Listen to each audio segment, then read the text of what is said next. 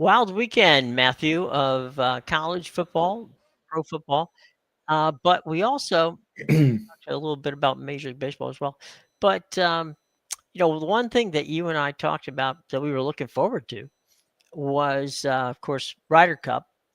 And what happened, which was almost a miraculous comeback by the U.S., turned into less about the tournament and more about uh, how the crowd reacted, specifically to Rory McIlroy and his wife on Saturday and Sunday. Yeah. Just like I like you can kind of see where maybe it would have started. If I remember correctly, that was one of the later afternoon matches. The US was down pretty good.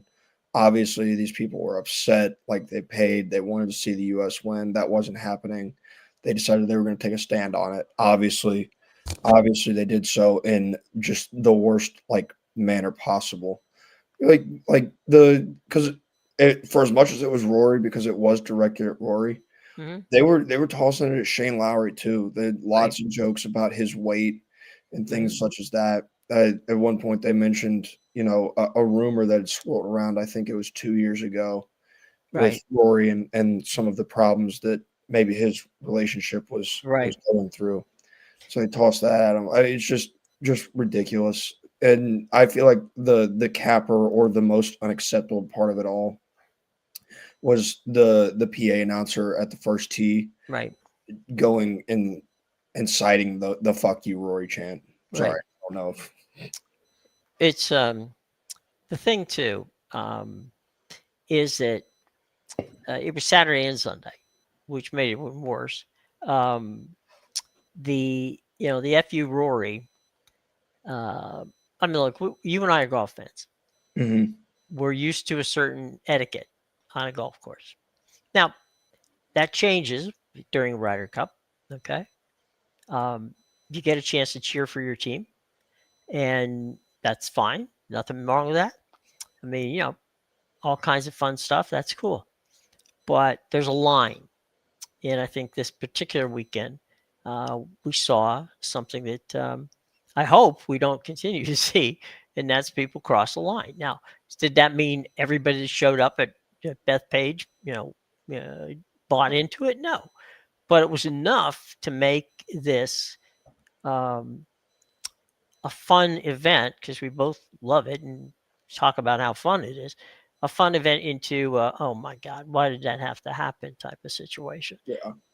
And we've seen it throughout all sports. It's not just happened there, and it just doesn't happen in the United States. I mean, there's all kinds of crazy stuff that goes on Mhm. European soccer and in sports in general. But as we both talked about in our pre-show, sometimes fans can get out of hand, and the fact that the people who run the damn tournament didn't put a stop to it, they got more security, which doesn't, it helps, but it doesn't do anything with regard to coming on the microphone and saying, "Look, let's have fun here, but let's keep it, to this." And by the way, they didn't throw these people out either. So that I don't get at all. I mean, you go. I've been to NBA games. I've been, as I'm sure you've been to different sporting events, where if you get on the people, where you do something that crosses the line, you're gone. Yeah. And this didn't happen. I mean, No. that and the fact that we haven't heard anything from the United States team, um, we're going to Ireland to play. Mhm. The Irish are, I'm sure that they'll be polite to a point, but Mhm. it's just not what we want to set up. Yeah. And again, it's not, is it the ugly Americans? No, it's a small subset of people. Okay, uh, golf fans, football fans, baseball fans, everybody. There's always going to be, somebody who takes it one step beyond, Mhm. and we shouldn't throw everybody under the bus for this. Yeah. But that being said, if you're running an international tournament, which is being seen by the world, you damn sure should shut the people up, get them out, and say, look, you want to, you want to cheer for the United States, go for it. You want to cheer for the Europeans, go for it.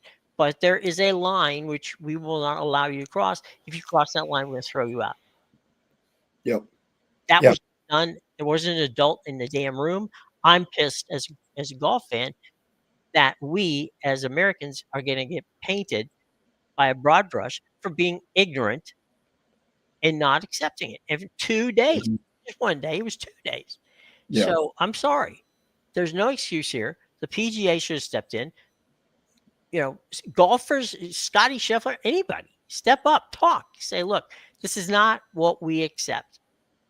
And it is crickets here. Now, I'm sure sometime in the next couple of days we'll hear from somebody, but it's late. They should have done it during the course of the game, of the tournament, and not here we are at, what is it, going on 1 o'clock on the East Coast here on a Monday, and you and I are talking about it, and there still hasn't been a release put out yet.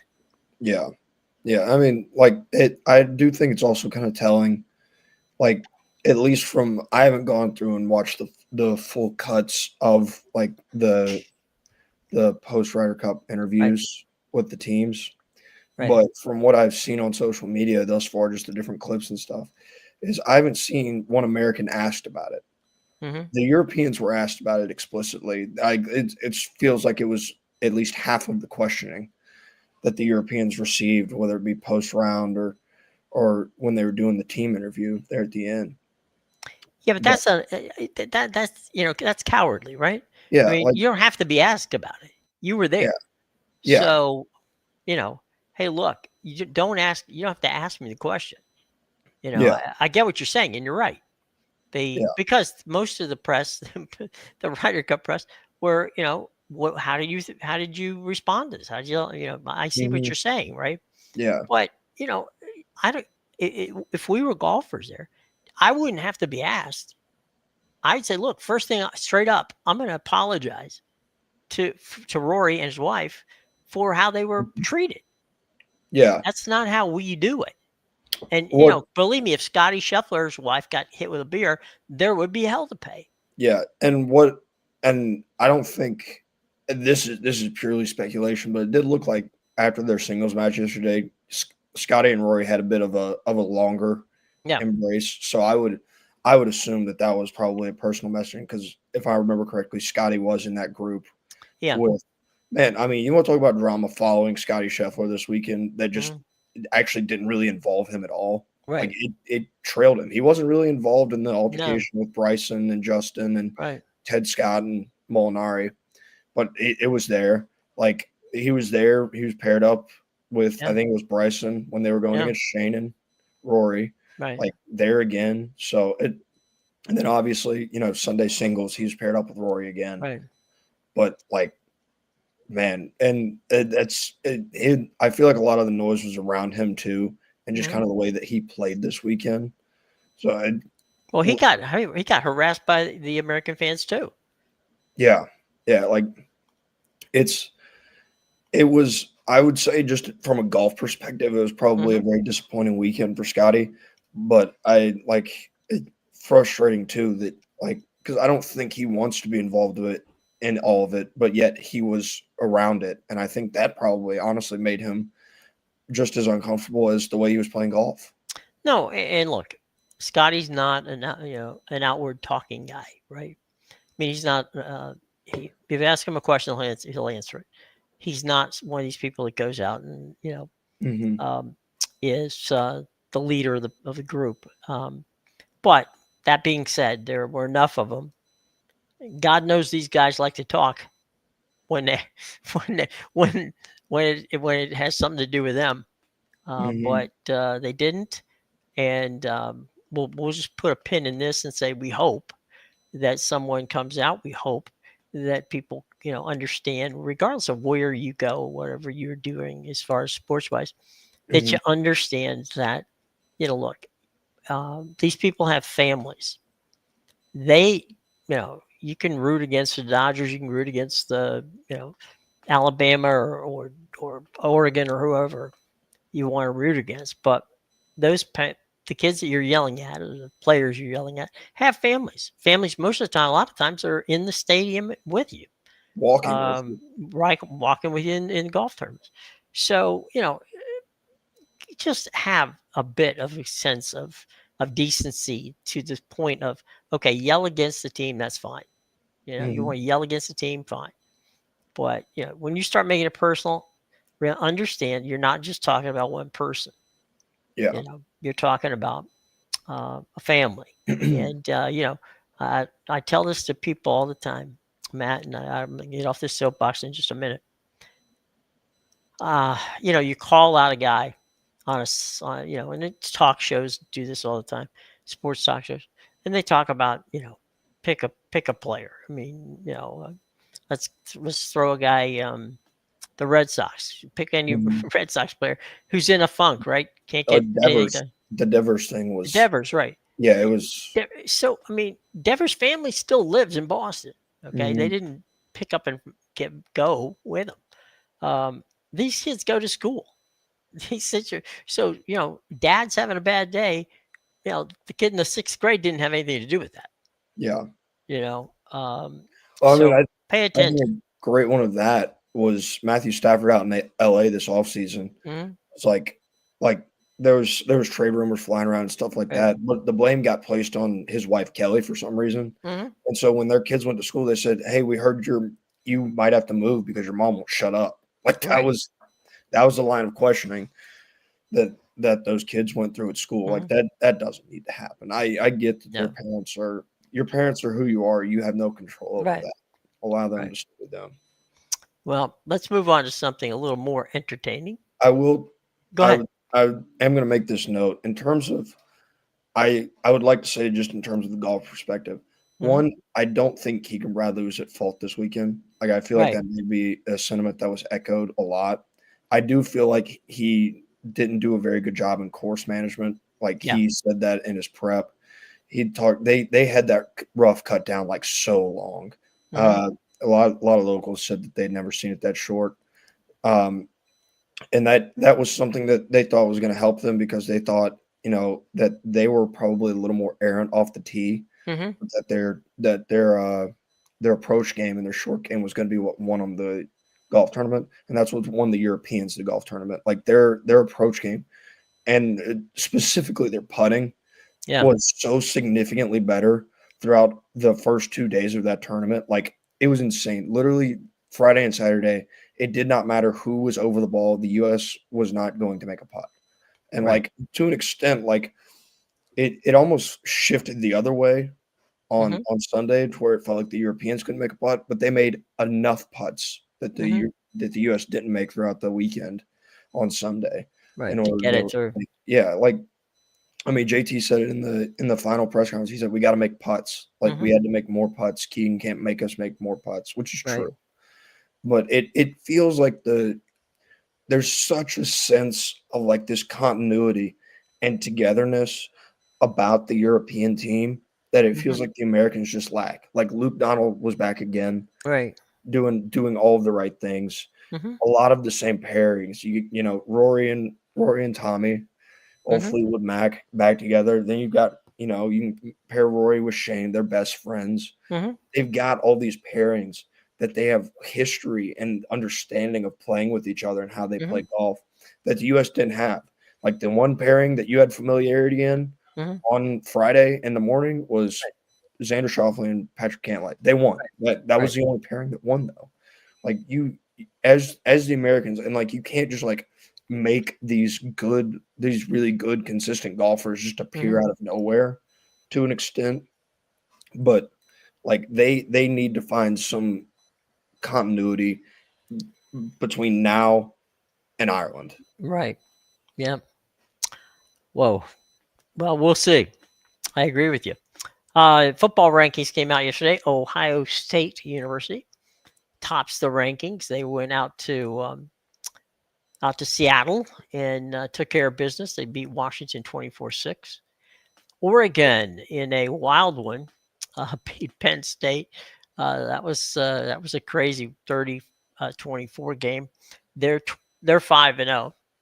Miami dropped one, which is understandable. Oregon beat Penn State. There's a battle of two top, uh, 10 teams. Miami will face Florida State this week. Ole Miss, we talked about the fact that we definitely liked Lane Kiffin's team in that game against LSU, and they proved us right, which I'm happy to hear from time to time. 24-19, and that was the score there. Oklahoma moved up to 5. Texas A&M, they just keep winning, 16-10 over Auburn. Penn State beat, they were the ones that lost Oregon. They dropped down to the 7th spot. Indiana 5-0. Just draw. Well, they got by Iowa. 2015. Texas moved to 3-1. They were off. They didn't move, but they get there. And Alabama jumped up 10 to with the win over Georgia, which is a game you were at. And so what exactly? Now you mentioned this before the game was even played, that this was not something. This matchup gave you pause.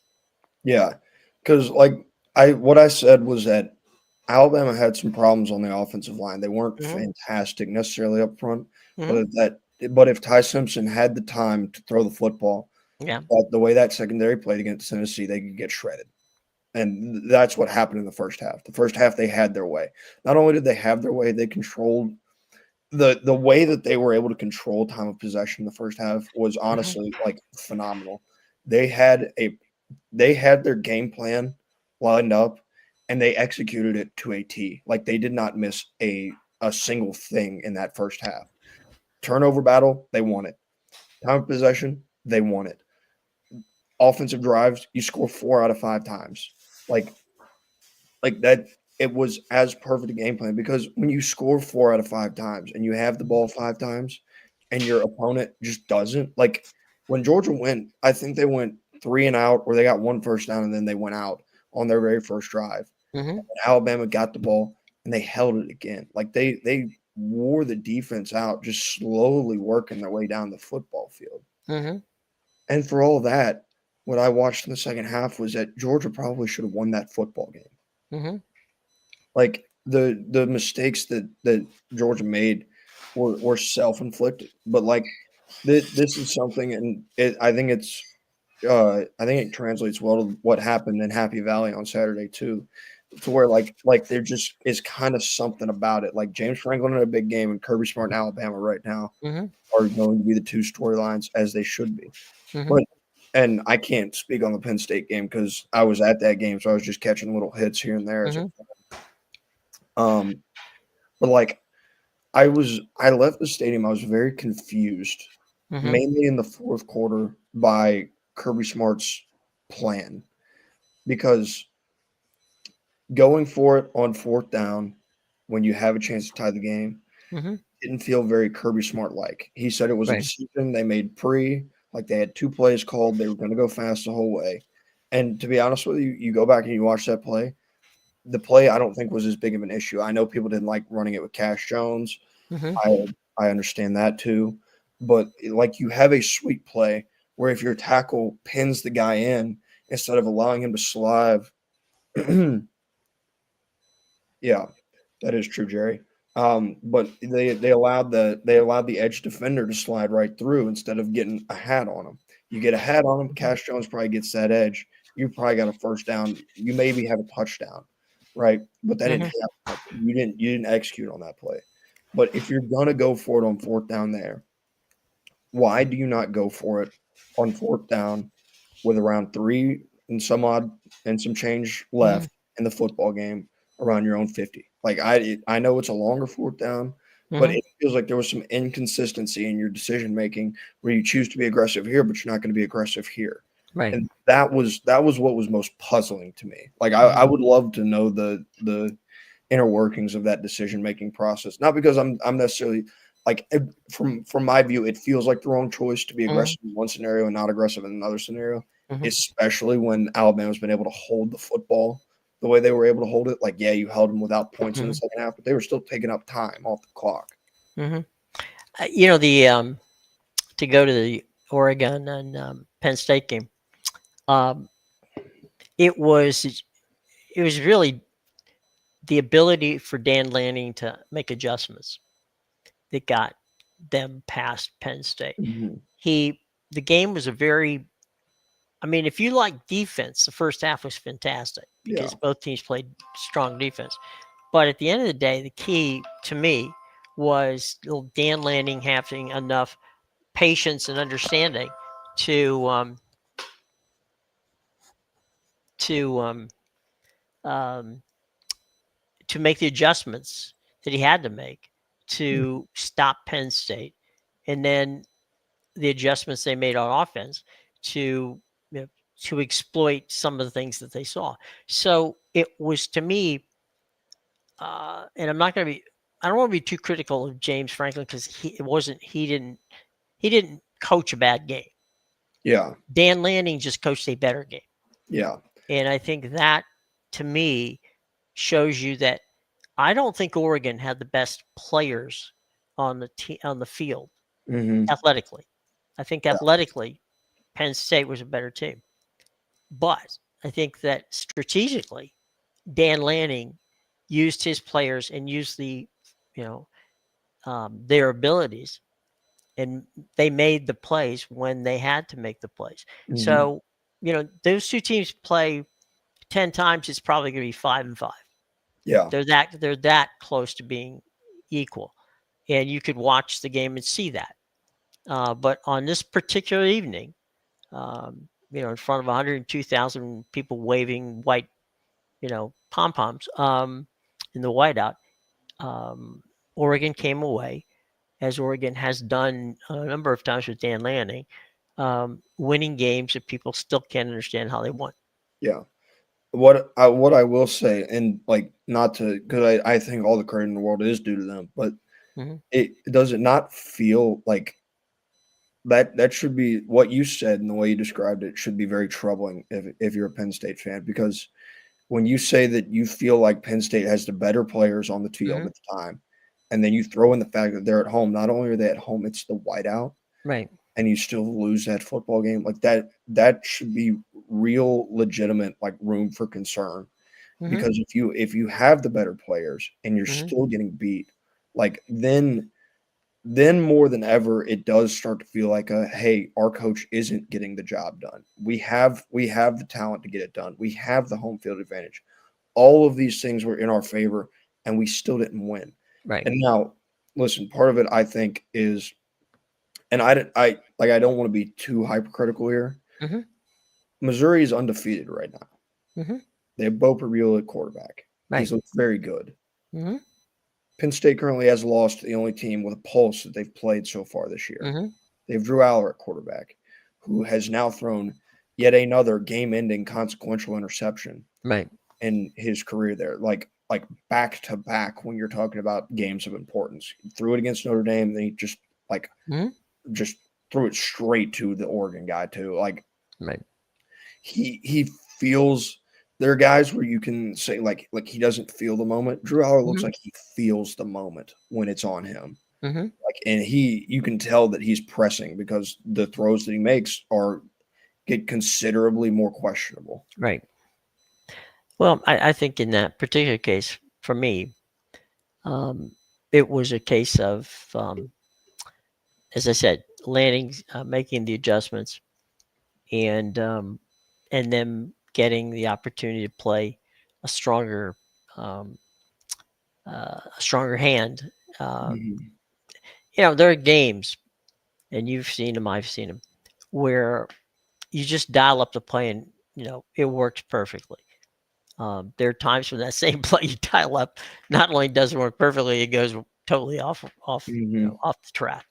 Um, if you are, as I said, those teams play 10 times 5-5, they would probably end up. But on that night, Lanning came away. Would I be, if I'm a Penn State fan, would I be concerned? If I'm a Penn State fan over the past 10 years, I'm always concerned because most of the time, Penn State has superior athletes. They've Mhm. lost games to people who they shouldn't lose to. And if that's on, that's up to the that's up to the athletic director at Penn State as to whether or not James Franklin is to blame or to who is to blame Yeah. in that case. I'm gonna see if I can't pull up the rest of their schedule. I would. This is why I would be. This is where the concern would come from me if I was Okay. a Penn State fan. You have one loss on the season, right? Right. Sure. You go to Ohio State and Indiana comes to you. Those are your two hardest games. Aside from that, your schedule should be one that you win out. Mm-hmm. But like Do they play Maryland? they do not. Okay. Um, like Nebraska would be the next toughest game I would qualify on their schedule. Mhm. But say you look down the schedule because right now the way you're operating as a Penn State fan is you're operating like on uh on November 1st when you go to Columbus, Ohio, you're going there to lose. Like that's the way you feel, right? Yeah. So there's loss number two. What if you lose one of those games? What if you lose to Indiana? What if they come in there and smack you around? Now, like you're now in a place where because you don't feel like you can win another game, because you don't feel like you have a chance in that game. At least from a fan perspective, I know this is not the way they feel in Mm-hmm. that building, but you feel like you're destined for loss number two. And now, if you watch your team slip up another time, the playoffs are gone because there's not a lot on your schedule. You've got two. You got two on your schedule. Like Indiana is 8 right now, and Ohio State's 1. Right. You got to win. Or, I mean, realistically, you would like to win both of those games, but Mm-hmm. you know that You you have have to win to. at least one. Yeah, and I mean, Signetti has shown how good of a coach that he is Mm-hmm. and what he's done in the first 2 years there. And so, if you're worried about your coaching edge, then Indiana should definitely give you some worry. Mm-hmm. Yeah. I think that I think what we'll see is James Franklin in Penn State as to how exactly they're going to pursue um, the um, the game plans for Ohio State and Indiana. Mhm. Did they And learn from losing to Oregon? the And what did they learn? Yeah, I think another problem is like this was supposed to be the year with all the pieces that Penn State had coming Mm-hmm. back. Like it felt like they had bought it. They went out and they got Jim Knowles from Ohio State and they paid Sure. him like $2 million to coordinate the defense. Mm-hmm. So he like this is a year where they went all in. Like the pieces were falling together. Mm-hmm. This should be the push, and your push is off to a very rocky start. Losing But right out. yeah, but if they were able to go by Ohio State Hmm. and win in Indiana, Like then it's okay. It's Y- not over, but I can all but But I see what you're saying. guarantee Yeah. for the fans Mm-hmm. that that's almost certainly the way they feel. They feel like it's over. Right. The paranoia has Yeah, started here. There's no question about that. But yeah, I see what you're saying. I'm yeah, saying in coaches' rooms at Penn State, I'm sure what they're looking at is going, wait a minute, okay, we lost here. What can we learn that we need to learn to beat Ohio State, which is never there's never easy to beat Ohio State, specifically not easy at Columbus. And then an Indiana team that just keeps winning despite everybody saying it's Indiana. It's a mhm, basketball school. What the hell's going on out there? Well, as you put it, they're playing outrageous football. So yeah, Indiana suddenly has become a hot school. USC, on the other hand, had problems over the weekend, and it's going to be a total. Um, we'll see how that plays out. But at the end mhm, of the day, it looks like it for many years. Um, the road to the Big Ten championship is either going to go through Ohio State or in Oregon. this case, Oregon. So one of those two teams look to be very, very good in that one. Let's move on to the Mhm, pros from yesterday. Um, a few games of interest. There's games tonight, Jets and Dolphins. They normally play, it doesn't matter record wise what it is. The Jets and the Dolphins usually play pretty close together. And then the Bengals and the Broncos. So those are your two games tonight. Yesterday was an interesting day. There were a lot of bizarre situations. You had Jackson Dart making his first start for the Giants, and their 21-18 win over the Chargers. Um, mhm. and there are probably a lot of Giants fans wondering how come they didn't start beginning of the season. But, he's there now. The Falcons playing a wild game against the Commanders, 34-27. That was an interesting game on many fronts. I think Penix and Kyle Pitts are starting to feel comfortable together. Yeah, the passing, their offense in general looked really good for the Falcons on Sunday, but you still give pause for concern in a game like that. You won by 13 points, but man, you gave up a lot of points on defense. Like that still is an area of concern for you. And the reason it's still an area of concern is because I think you were playing like the 29th ranked passing defense. Right. Like you should have excelled through the air, like you did. You did your job on offense, and they deserve the credit for doing their job. But where I draw pauses, I'm not sure if the offense is always going to look like that, or it's something that they looked like as a result of the defense that they were playing. So because if you can't score on everybody, but everybody can score on you, that's a problem. And like that's the way, because like Carolina hung it on them at home, and then Carolina got waxed by New England this weekend. Like they got taken out, tossed in the dumpster. They hung out there for the second half apparently, because they were nowhere to be found. So it's not a problem right now, but if things continue to go this way, and like you keep playing these teams and you have to win football games with your offense versus your defense, it's going to be a problem. Tale of two halves in the Eagles-Buccaneers game. Eagles got off to a quick start. The Bucs had some problems. That punt that got blocked didn't get things off to a good start. 31-25. I would look at this as kind of like, okay, the Eagles know how to win. The Buccaneers need to tighten things up, especially the Tristan Wirfs back on the offensive line, which is good for them. And we'll see how the season works out. Eagles win yesterday in that game.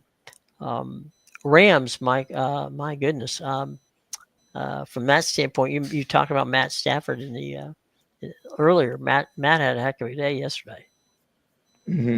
Yeah, I think if you're the Colts, you're probably leaving yourself kicking, because you look back and there's one play of consequence, and that was the long pass to A.D. Mitchell down the sideline where he went to celebrate. He dropped the football, touchback. You lose 7 and you lose possession of the football. I think that's probably where you're looking at there. But it felt when I looked at who the Colts have played and how they've fared in other competitions, like they have a combined 1 win. So it was a game where I wanted to see the Colts kind of prove it, because like what the Rams are. Like it doesn't feel like maybe their record isn't as good as you would have loved for it to be, but you know what kind of football team they are. They're a good football team. They have a lot of other good football teams. So it's probably very good to go on the road to the West Coast and be able to really feel like you probably should have won that game. We got time for 2 quick reactions. Chiefs, Ravens. Chiefs scored 37 points. Ravens cannot seem to stop anybody. And we'll see about – my guess is that Lamar Jackson won't be able to play. I don't know the extent totally of the injury, but it certainly doesn't seem to be something that's going to keep him out. But right now, it doesn't matter. If you can't stop anybody, then it doesn't really matter whether you have to score 40 points to win. Yeah, they lost a couple more guys on defense too. I feel like the urgency meter needs to be on like maxed out wherever you can fully get it that way. That's where your levels of urgency need to be if you're Baltimore now. Like there's legitimate pause for concern with that defense and where the team's going, especially on the injury front. Absolutely. Final one, 40-40 last night in an overtime game on Saturday night. I'm sorry, on Sunday Night Football. I don't know what to say. I mean, Packers and Cowboys, 40-40, and it's a tie. Highest scoring tie, I believe, in a number of years. Ever. and ever. Well, that's a number of years. So, so yeah, it's pretty crazy. 40-40 Yeah. tie. Yeah. So That one, I'm curious where that Packers defense went last night. Like they've been the best unit in the NFL for 3 weeks, and then they just lay an egg against Dallas's offense like that without CeeDee Lamb, nonetheless. yeah, it's pretty amazing. So from that standpoint, well, I'll tell you what. Tomorrow we'll be able to talk about Major League Baseball because things get underway, and that'll be fun. And we'll have 2 football games to talk about, and we will get back to. Maybe we'll actually have a response from someone in the golf world to what happened on the Ryder Cup. But Matt, thanks a lot as always. Had a lot of fun, and All we right. will be back and have lunch with you guys tomorrow. For Matt, I'm Jim. You guys have a great day. Okay. All right.